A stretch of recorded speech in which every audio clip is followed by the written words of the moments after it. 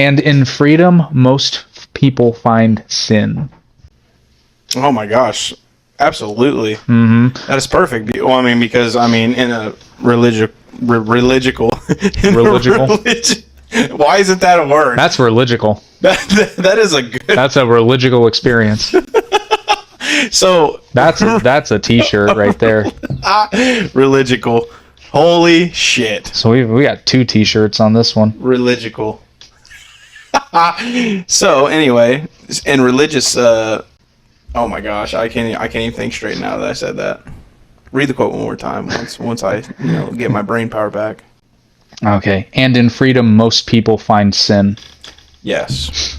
So this one resonated with me because Eric knows this, but a lot of people know this, but you may not. So I almost always vote pretty straight libertarian. Yeah.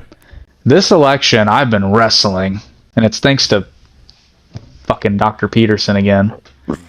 Because he has, again, I watched another video of his, and he said something that really, really made me think. And it was, in the United States specifically, we spend so much time talking about rights, but we almost never talk about responsibility. Oh, yeah.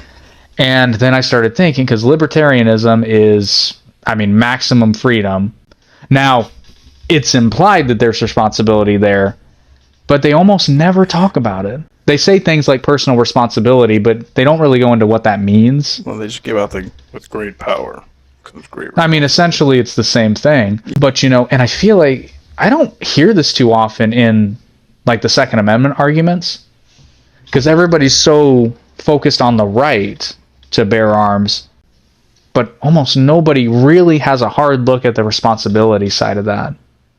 No. Because that's a huge responsibility. Huge. It's a huge responsibility. So I had a conversation today, actually. Storing is definitely number one. Oh, yeah. And a lot of people store correctly. I had a conversation with my business partner today, actually, about, he was like, well, if you were president, or if you were because I had to explain to him, it's like, well, if I was president, I couldn't really do all that much, thankfully. But if I were in a position to do sweeping legislation of some kind, being pro-Second Amendment, but, okay, you have to be, pro-Second Amendment, but also... try to mitigate gun violence. What are some things we could do? We'll get back to those Second Amendment responsibilities in a minute, but first I'm going to tell you about our sponsor for this video, RIT Media. Listen, if you've ever had an idea or even have an idea for a podcast, but you just don't know how to get started, well, we'd be happy to help. Even if, and probably especially because, you have a podcast wanting to argue with the points we made in this podcast, in which case we would help you make your podcast or get your podcast started so you can argue with our podcast. And it's just more podcasting. The thing of it is, we've been doing this podcast thing for a while now. And while we don't know everything, we know quite a lot. And we can help you avoid the pitfalls that we made when we were just learning to get started. And the best part about all this is it's totally free. And RIT Media will be as involved or as not involved as you want us to be. If nothing else, you could just be surrounded by other podcasters that help promote your stuff. Or you can get production help, editing help, help any step of the way. We have 16 podcasts on the network right now, and it started with just this one. So if you want to be part of the team, click the link in the description below. It'll send a message directly to me, and we can help you get started with your podcast. And now, back to the clip. Well, I agree, but the thing is, we don't have a gun problem. We have a people problem. Yes, we have a people problem. But it's the gun itself, just like we're looking at it the wrong way. Right. We're asking the wrong questions. It's not gun control. It's dumbass control. Yeah, and it's like, how do we do this? And if a certain, not law, but restriction, stops. But the thing is, I don't know. That's slippery. Well, so I'll tell you what I told him today. There were 2 things I came up with just out of the blue without thinking too much. And I recently learned, I got clarification on this because I've heard and a private gun sale, you do not have to do a background check. Now, this is where the law gets a little screwy. As I understand it, if you're doing a private sale, it's illegal to sell a gun to someone that you know is a felon, but you don't have to check. That seems pretty That seems sus. pretty goofy to me. Yeah, a little sus there. Because all you have to do is say, "Oh, I didn't know he was a felon." Now, if there's laws that prohibit that, I want to know about them. I'm just not aware of any. Well, and the thing is, these rights differ between states. But the thing is, though, the law. I'm talking about Indiana. Oh, okay. Yeah. So, and that to me seems like a massive loophole. So my whole thing was, but then I also listened to, oh gosh, what's his name? Something Noir. He's been on Joe Rogan before. He's a gun rights activist. But anyway, yeah, I forget the first name. It's the stage name anyway. But they were talking about waiting periods, and he's not a fan of them. It's not the leader of them, right? Is it? No. He's just he's a personality who used to be on NRA TV, but I guess he's not anymore. But he was talking about how he's not a fan of waiting periods, and he cites the example of, like, let's say I have a neighbor who, let's say she has a stalker, and there's an imminent threat, and she's done everything right. She's got a restraining order, this, that, and the other, but she's obviously still potentially in danger. I agree with him. That woman should be able to go get a gun today. Mm-hmm. She also needs to pass a background check. Now, it's 2020. You can do a background check like that. It's instant. Yeah, and if you're not, I don't know. So as long as you pass a background check and the gun owner, not the gun owner, the gun store has no reason to believe that you are mentally unfit, I say, yeah, you should be able to buy a gun. You pass your background check, and the store owner has no reason to suspect that you're not of sound mind and body. Sound mind. Yeah, you should be able to, in my opinion, you should be able to buy a gun. Now, obviously, everybody can come up with a situation where that's not going to work. But the main focus of this is how do we prevent the most bad people from getting guns while at the same time allowing the most good people to be able to get guns with as little hassle as possible, but to keep people safe. It's tough. It's tough, and that's why it's right or wrong answer. And then the other thing I came up with, and again I had to explain this to him. So the Second Amendment prohibits the government from preventing you to be able to have firearms.